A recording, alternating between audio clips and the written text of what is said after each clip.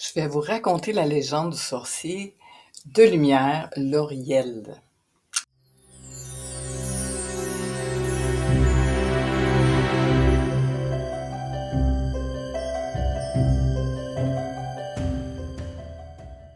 La légende dit Loriel était le sorcier solitaire qui avait élu domicile au bord du majestueux lac Saint-Jean au Canada. Vous connaissez? C'est magnifique comme endroit.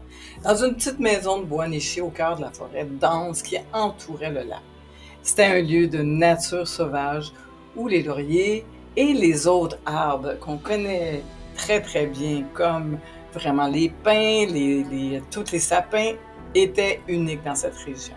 Loriel était profondément enraciné dans la croyance que le laurier était une plante sacrée, porteuse de dons mystiques.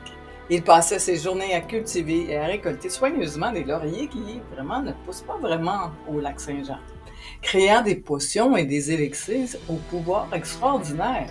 Et ces potions de laurier étaient recherchées pour leur capacité de guérison, protection et de divination partout dans le Grand Canada et les États-Unis.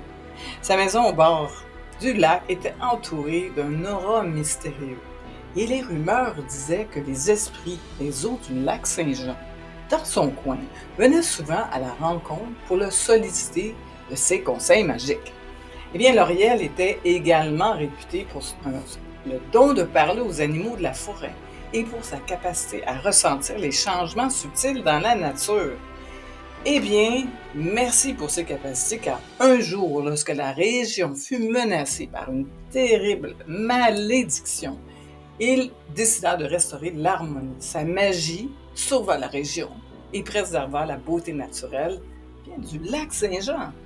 Alors Loriel devient une figure respectée et vénérée dans la région du lac Saint-Jean. Sa grande sagesse et sa magie du laurier étant transmise de génération en génération. Alors son nom est synonyme de guérison, de protection et de sagesse dans le cadre majestueux de la forêt canadienne qui bordait le lac. Si vous aimez les rituels et les légendes comme ça, alors je vous invite à vous abonner car j'en ai bien d'autres et j'ai bien hâte de vous conter d'autres légendes de la Machivie.